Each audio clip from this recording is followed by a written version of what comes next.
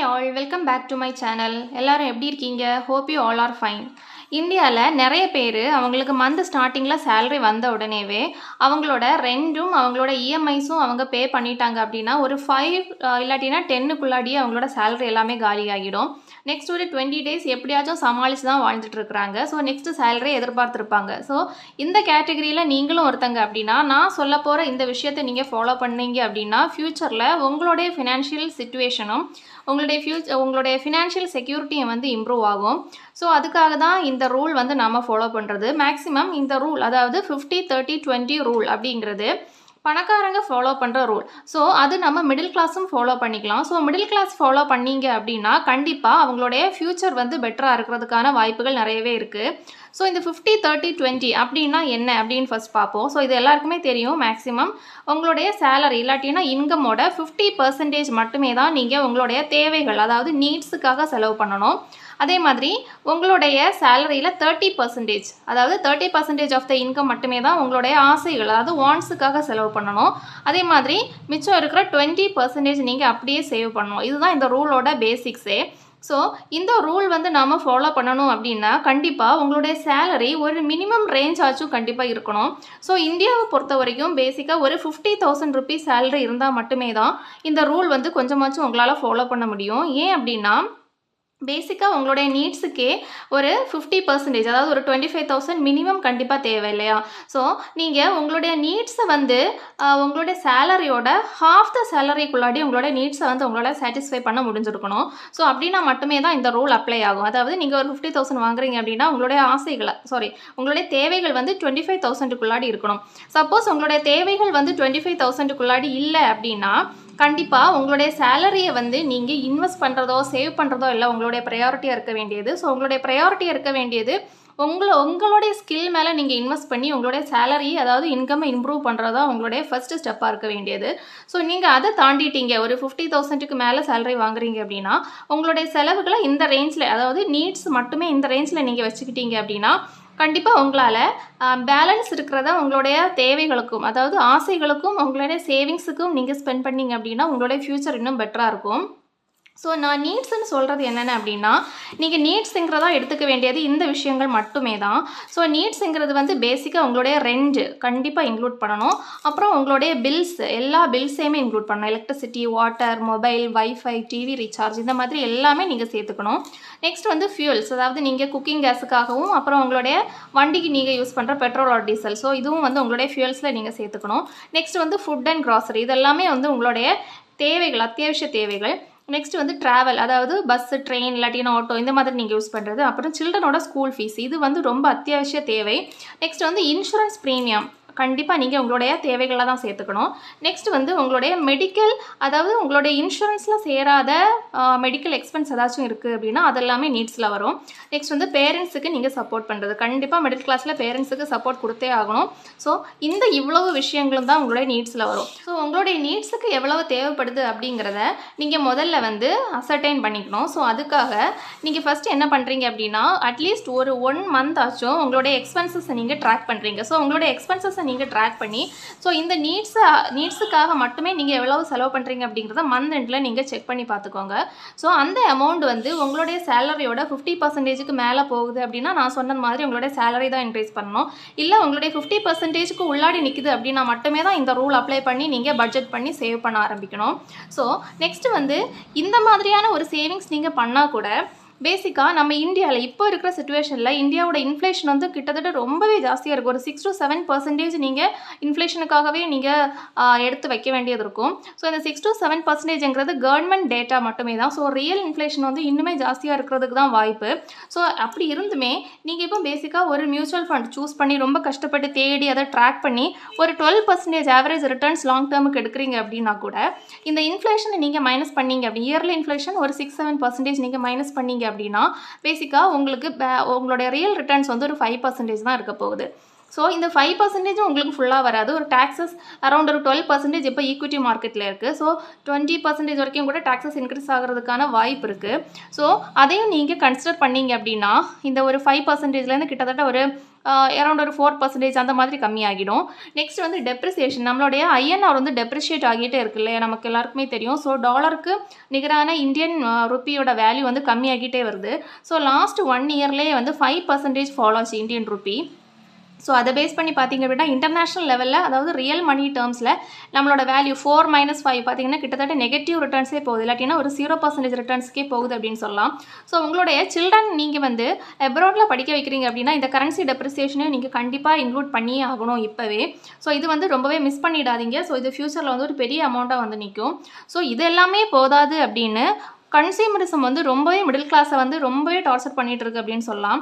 So எல்லா goods இல்லாட்டினா எல்லா திங்ஸும் எல்லா சர்வீசஸ் எல்லாத்தையுமே மிடில் கிளாஸ் கிட்ட வந்து புஷ் பண்ணி அவங்கள அது ஒரு நார்மலைஸ்டான ஒரு இதெல்லாம் இல்லாமல் நம்மளால் வாழவே முடியாதுங்கிறது மாதிரியான ஒரு பிம்பத்தை கிரியேட் பண்ணி நிறையவே வந்து திங்ஸ் வந்து மிடில் கிளாஸ் தலையில் கட்டுறாங்க அப்படின்னு தான் சொல்லணும்.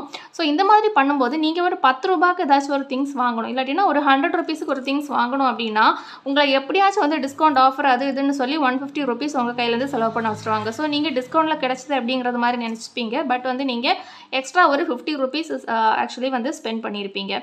ஸோ இப்படி தான் வந்து கன்சியூமரிசம் ஒர்க் ஆகுது. ஸோ இதெல்லாம் வந்து கம்பெனிஸுக்கு தான் ரொம்பவே ஜாஸ்தியான பெனிஃபிட் அப்படின்னு சொல்லலாம். ஸோ இந்த மாதிரி பண்ணுறதுனால மக்கள்கிட்ட, அதாவது மிடில் கிளாஸ் கிட்ட மோஸ்ட்லி வந்து அவங்களுடைய சேவிங்ஸுக்கான காசு தான் வந்து டைரெக்டாக அவங்க இந்த மாதிரியெல்லாம் செலவு பண்ணி இந்த மாதிரியெல்லாம் அவங்களுடைய காசு போய்கிட்டே இருக்குது. ஸோ இந்த சேவிங்ஸ் வந்து அவங்களுக்கு இம்ப்ரூவ் ஆகணும் அப்படின்னா இந்த விஷயத்தில் இதெல்லாம் கண்டிப்பாக வெளியில் வந்தே ஆகணும். இதில் இந்த கன்சியூமரிசத்தை வந்து நம்ம கண்ட்ரோல் பண்ணோம் அப்படின்னா கண்டிப்பாக உங்களால் வந்து இதுலேருந்து வெளியே வர முடியும். பட் வந்து அதர் விஷயங்கள் எல்லாமே வந்து லீகல் விஷயங்கள். ஸோ இதெல்லாம் நம்ம பண்ணி தான் ஆகணும். ஸோ இதுக்கு வெளியே தான் நீங்கள் வந்து ரிட்டர்ன்ஸ் எடுக்கிறதுக்கு ட்ரை பண்ணணும். ஸோ இந்த மாதிரியான ஒரு சூழ்நிலை இருக்கிறதுனால இப்போ இருக்கிற இந்த 50-30-20 ரூல் இனி இருக்கிற ஒரு சூழ்நிலைக்கு அப்ளை ஆகுமா அப்படின்னு பார்த்தா மேக்ஸிமம் ஆகாது அப்படின்னு தான் சொல்ல முடியும். ஸோ அக்ரெசிவான சேவிங்ஸ் தான் நம்மளுடைய ஒரே வழி. ஸோ இப்போ நம்ம அக்ரெசிவாக எப்படி சேவ் பண்ணுறோமோ அதை பொறுத்து தான் நம்மளுடைய ஃபியூச்சர் இருக்க போகுது. ஸோ என்னை பொறுத்த வரைக்கும் நான் என்ன சொல்லுவேன் அப்படின்னா பேசிக்காக அந்த உங்களுடைய நீட்ஸை வந்து 50%லேயே வச்சுக்கோங்க. நெக்ஸ்ட் வந்து உங்களுடைய வாண்ட்ஸை வந்து இங்கே ஒரு நீங்கள் 30% நீங்கள் வாண்ட்ஸுக்கு வச்சுக்கிறீங்களா, ஸோ இங்கே வந்து உங்களுடைய வாண்ட்ஸுக்கு நீங்கள் 20% வச்சுக்கோங்க. ஸோ சேவிங்ஸை வந்து 30% பண்ணிடுங்க. ஸோ இந்த 30% சேவிங்ஸுங்கிறது வந்து ரொம்பவே ஒரு நல்ல ஒரு பர்சன்டேஜ். அதாவது நீங்கள் பேசிக்காக சேவிங்ஸ் அண்ட் வாண்ட்ஸை வந்து அப்படியே வந்து எக்ஸ்சேஞ்ச் பண்ணுறீங்க. அதுதான் வந்து புதிய ரூல். அதாவது புதிய 50-30-20 ரூலில் வந்து 30 and 20 நீங்கள் அப்படியே எக்ஸ்சேஞ்ச் பண்ணிக்கோங்க. ஸோ இந்த ஒரு 10% எக்ஸ்ட்ரா சேவிங்ஸ் வந்து உங்களுடைய ஃபியூச்சருக்கு வந்து ரொம்பவே ஹெல்ப் பண்ணிக்கும். அது இப்போ நமக்கு தெரியாது. கொஞ்சம் கொஞ்சமாக உங்களுடைய காசு இம்ப்ரூவ் ஆகி நீங்கள் வந்து சேர்த்து வரும்போது தான் உங்களுக்கு வந்து உங்களுடைய ஃபினான்ஷியல் சிச்சுவேஷன் இம்ப்ரூவ் ஆகிறத பார்க்கும்போது தான் உங்களுக்கு தெரியும். ஸோ பேசிக்காக ஒரு 50,000 ருபீஸ் நீங்கள் வாங்குறீங்க அப்படின்னா 25,000 ருபீஸை நீங்கள் நீட்ஸுக்காக செலவு பண்ணிக்கோங்க. நெக்ஸ்ட் வந்து 10,000 மட்டுமே உங்களுடைய வாண்ட்ஸுக்காக எடுத்து வச்சுக்கோங்க. நெக்ஸ்ட் வந்து 15,000 ருபீஸ் பல்காக அப்படியே நீங்கள் சேவ் பண்ணிடுங்க. ஸோ இதுதான் வந்து உங்களுடைய ஃபஸ்ட்டு ஸ்டெப்பாக இருக்கணும் நீங்கள் வந்து உங்களுடைய ஃபினான்ஷியல் சிச்சுவேஷனை இம்ப்ரூவ் பண்ணுறதுக்காக. நெக்ஸ்ட் வந்து இந்த நீட்ஸ் அண்ட் வாண்ட்ஸில் என்னெல்லாம் வரும் அப்படிங்கிறது நான் ஃபஸ்ட்டு நீட்ஸ் சொல்லிட்டேன். இனி இப்போ சப்போஸ் உங்களுக்கு ஹோம் லோன் இருக்குது அப்படிங்கிறதா வச்சுப்போம். ஸோ சப்போஸ் உங்களுக்கு ஹோம் லோன் இருக்குது அப்படின்னா இந்த ஹோம் லோனை வந்து நீங்கள் எதில் சேர்த்துக்கணும் அப்படின்னா இந்த நீட்ஸ் அண்ட் வாண்ட்ஸ் டோட்டலாக நீங்கள் 70% கன்சிடர் பண்ணி இந்த ஹோம் லோனை அந்த 70% சேர்த்துக்கணும். ஏன்னா வீடுங்கிறது வந்து அதாவது ஹோம் லோன் இஎம்ஐ நான் சொல்கிறேன். ஸோ இந்த வீடுங்கிறது வந்து உங்களுடைய அத்தியாவசிய தேவைகளில் வரும் இல்லையா, ஸோ அதனால் நீங்கள் அதை வந்து இப்படி சேர்த்துக்கலாம். ஸோ பேலன்ஸ் இருக்கிற 30 வந்து நீங்கள் சேவ் பண்ணிக்கலாம். இப்போ உங்களுக்கு ஒரு கார் லோன், அதாவது கார் லோன் இஎம்ஐ பே பண்ணுறீங்க அப்படின்னா உங்களுடைய கார் லோன் வந்து உங்களுடைய வாண்ட்ஸில் சேர்த்துக்கோங்க. வாண்ட்ஸில் தான் வரும். ஏன் அப்படின்னா அது வந்து அத்தியாவசிய தேவை கிடையாது. ஸோ இந்த கார் லோனை உங்களோட இந்த 20% ஆஃப் த வாண்ட்ஸுக்குள்ளாடி வச்சுக்க பாருங்கள். ஸோ இப்போ சப்போஸ் உங்களுக்கு கார் லோனும் இருக்குது ஹோம் லோனும் இருக்குது அப்படின்னா நீங்கள் என்ன பண்ணுறீங்க அப்படின்னா ஃபஸ்ட்டு சொன்ன மாதிரி இந்த 70%ல் அந்த ரெண்டுமே வந்து இன்க்ளூட் ஆகிறது மாதிரி பார்த்துக்கோங்க. ஸோ பேலன்ஸ் இருக்கிற 30 எப்போவுமே நீங்கள் ஃப்ரீயாக வச்சுக்கணும். ஸோ அதில் வந்து நீங்கள் கை வைக்கவே கூடாது. இப்படி தான் பேசிக்காக நீங்கள் வந்து உங்களுடைய இன்கம்மை வந்து பட்ஜெட் பண்ணி சேவ் பண்ண ஸ்டார்ட் பண்ணணும். நெக்ஸ்ட் வந்து இந்த 30% ஆஃப் த சேவிங்ஸை வந்து நீங்கள் எப்படி வந்து ஃபர்ஸ்ட் ஆஃப் ஆல் சேவ் பண்ணணும் அப்படின்னா, பேசிக்காக வந்து நீங்கள் ஸ்டார்டிங்கில் உங்களுடைய சேவிங்ஸை வந்து லிக்விட் கேஷாக ஃபஸ்ட்டு கொஞ்சம் சேவ் பண்ண பார்க்கணும். ஸோ இந்த பேசிக் ஒரு குஷன் இருந்தால் மட்டுமே தான் உங்களால் ஃபர்தர் அடுத்தடுத்த ஸ்டெப் ஆஃப் சேவிங்ஸுக்கு உங்களால் போக முடியும். ஸோ ஃபஸ்ட்டு வந்து பேங்க் சேவிங்ஸ், அதாவது உங்களுடைய சேவிங்ஸ் அக்கௌண்ட் இல்லாமல் எக்ஸ்ட்ரா ஒரு சேவிங்ஸ் அக்கௌண்ட் நீங்கள் ஓப்பன் பண்ணிக்கணும். அதாவது உங்களுடைய சேலரி அக்கௌண்ட் இல்லாமல் இன்னொரு பேங்க் சேவிங்ஸ் அக்கௌண்ட் நீங்கள் ஓப்பன் பண்ணிக்கணும். ஸோ அந்த அக்கௌண்ட்டில் நீங்கள் லிக்விடான கேஷை சேவ் பண்ணிகிட்டே வரணும். ஸோ அது வந்து எமர்ஜென்சி ஃபண்டுன்னு சொல்லுவோம். ஸோ அந்த எமர்ஜென்சி ஃபண்ட் எப்படி சேவ் பண்ணணும், எவ்வளோ சேவ் பண்ணுறங்கிறத பற்றி நான் என்னோட ப்ரீவியஸ் வீடியோவில் சொல்லியிருக்கிறேன். அதை போய் செக் பண்ணி பார்த்துக்கோங்க. ஸோ பேசிக்காக வந்து உங்களுடைய salary into 3 monthly salary into 3 times வந்து உங்களுடைய எமர்ஜென்சி ஃபண்டில் இருக்கணும். ஸோ அதை ஃபஸ்ட்டு சேவ் பண்ணிக்கோங்க. இந்த குஷன் உங்களுக்கு வந்துருச்சு அப்படின்னா அடுத்தடுத்த தேவைகளுக்காக நீங்கள் வந்து சேவ் பண்ணிகிட்டே வரலாம். ஸோ நெக்ஸ்ட்டு வந்து சேவிங்ஸ் நீங்கள் போட்டதுக்கப்புறம் நெக்ஸ்ட் வந்து டெபாசிட்ஸ் போகணும். ஸோ டெபாசிட்ஸில் வந்து ரெக்கரிங் டெபாசிட், அப்புறம் ஃபிக்ஸட் டெபாசிட் பேசிக்காக எல்லாருக்குமே இருக்க வேண்டியது. நெக்ஸ்ட் அதர்ஸ் வந்து அதர் டெபாசிட்ஸ், பிபிஎஃப், அப்புறம் எஸ்எஸ்ஒய், இந்த மாதிரியான டெபாசிட்ஸ் எல்லாம் இருக்குது. ஸோ அதெல்லாம் வந்து ரிட்டர்ன்ஸ் வந்து ரொம்ப கம்மியாக தான் இருக்கும். பட் ஸ்டில் வந்து கொஞ்சம் அமௌண்ட் வேணால் போட்டு வச்சுக்கலாம். ஸோ இந்த ரெக்கரிங் டெபாசிட் வந்து உங்களுடைய செலவுகளுக்காக கூட நீங்கள் ஓப்பன் பண்ணிக்கலாம். என்னத்துக்கெல்லாம் அப்படின்னா, ஃபர்ஸ்ட் ஆஃப் ஆல் வந்து இன்சூரன்ஸ் ப்ரீமியம் பே பண்ணுறதுக்காக, அப்புறம் குழந்தைங்களோட ஸ்கூல் ஃபீஸ் பே பண்ணுறதுக்காக, அப்புறம் ஏதாச்சும் ஒரு ஷார்ட் டேர்ம் எக்ஸ்பென்சஸ் வந்துச்சு அப்படின்னா வந்து அதுக்காக நீங்கள் ஒரு ஷார்ட்டர் டைம் ஒரு 6 months 1 yearக்குள்ளாடி கொஞ்சம் அமௌண்ட் சேர்க்கணும் அப்படின்னா அந்த மாதிரி நீங்கள் சேர்த்துக்கலாம். இப்போ யாருக்காச்சும் உங்களுக்கு கிஃப்ட் கொடுக்கணும் அப்படின்னா அதுக்காக நீங்கள் சேர்த்துக்கலாம். ஸோ இந்த மாதிரி ஒரு ரெக்கரிங் டெபாசிட்ஸ் நீங்கள் நிறைய ரெக்கரிங் டெபாசிட்ஸ் ஓப்பன் பண்ணி அந்த மாதிரி சேவ் பண்ணிட்டு வரலாம். ஃபிக்ஸட் டெபாசிட்ஸ் வந்து நீங்கள் இந்த எமர்ஜென்சி ஃபண்டில் லிக்விடாக வச்சிருக்கிற கேஷ் வந்து கொஞ்சம் ஜாஸ்தியாகிட்டே வருது அப்படின்னா அதுலேருந்து ஒரு 10,000 அந்த மாதிரி எடுத்து ஒரு எஃப்டியாக ஓப்பன் பண்ணி வச்சுக்கலாம். இப்படி நீங்கள் டெபாசிட்ஸில் இன்வெஸ்ட் பண்ணலாம். நெக்ஸ்ட் வந்து இந்த ரெண்டுமே உங்களால் முடிஞ்சது அப்படின்னா, இதுக்கு வெளியேயும் உங்களால் காசு இருந்துச்சு அப்படின்னா நீங்கள் கண்டிப்பாக மியூச்சுவல் ஃபண்டில் இன்வெஸ்ட் பண்ண ஸ்டார்ட் பண்ணிடணும். ஸோ மியூச்சுவல் ஃபண்டில் எஸ்ஐபி வழி இல்லாட்டினா லம்சம் வழியும் நீங்கள் இன்வெஸ்ட் பண்ணலாம். ஸோ மியூச்சுவல் ஃபண்ட் எப்போவுமே வந்து நீங்கள் லாங் டேர்ம் இன்வெஸ்ட்மெண்ட்டுக்காக தான் யூஸ் பண்ணிக்கணும். ஸோ லாங் டேர்ம் இன்வெஸ்ட்மெண்ட் அப்படின்னா லாங் டேர்மில் உங்களுக்கு எக்ஸ்பென்சஸும் வரப்போகுது இல்லையா? ஸோ அந்த எக்ஸ்பென்சஸுக்காகவும் நீங்கள் சேவ் பண்ணிக்கணும். ஸோ ஃபஸ்ட்டு வந்து உங்களுடைய சில்ட்ரனோட காலேஜ் எக்ஸ்பென்சஸை வந்து ப்ரையாரிட்டைஸ் பண்ணுங்கள். ஸோ உங்களுடைய சில்ட்ரனுக்கு வந்து காலேஜ் எக்ஸ்பென்ஸ் எவ்வளோ வரும் அப்படிங்கிறத ஒரு கிட்டத்தட்ட ஒரு அரவுண்ட் வேல்யூ கனெக்ட் பண்ணி, ஸோ அதுக்கு வந்து நீங்கள் உங்களுக்கு இப்போ மந்த்லி எவ்வளோ இன்வெஸ்ட் பண்ணால் அந்த அமௌண்ட் வந்து ஒரு இப்போ உங்களுடைய சைல்டு வந்து இப்போ ஒரு 5 years இருக்கிறாங்க அப்படின்னா ஒரு 10 years அப்புறம், அதாவது ஒரு 15-17 years ஆகும்போது இந்த காலேஜ் எக்ஸ்பென்ஸ் வரப்போகுது இல்லையா? ஸோ அந்த டைமில் வந்து உங்களுக்கு என்ன அமௌண்ட் தேவை அப்படிங்கிறது 10 yearsக்கு நீங்கள் இன்வெஸ்ட் பண்ணிகிட்டே வாங்க. நெக்ஸ்ட் வந்து உங்களுடைய சில்ட்ரனோட மேரேஜ் எக்ஸ்பென்ஸ், உங்களுடைய சில்ட்ரனோட மேரேஜ் எக்ஸ்பென்ஸ் நீங்கள் தான் பண்ண போகிறீங்க அப்படின்னா அதுக்காக நீங்கள் தனியாக பண்ணிட்டு வரணும், சேவ் பண்ணிட்டு வரணும். ஸோ என்னை பொறுத்த வரைக்கும் மேரேஜ் எக்ஸ்பென்ஸ் எல்லாம் அவங்க வேலை வாங்கி அவங்களே பார்த்துக்கிறது பெட்டர். பட் ஸ்டில் உங்களுக்கு அப்படி ஒரு ஐடியா இருக்குது அப்படின்னா அதுக்காகவும் நீங்கள் தனியாக சேவ் பண்ணணும். இது எல்லாத்துக்கும் மேலே உங்களுடைய ரிட்டையர்மெண்ட்டுக்கு நீங்கள் காசு பார்த்தே ஆகணும்.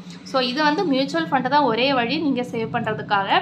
ஸோ இதெல்லாமே வந்து எக்ஸ்பென்சஸுக்காக தான் நம்ம இதெல்லாமே செலவு பண்ணிட்டு வரோம்.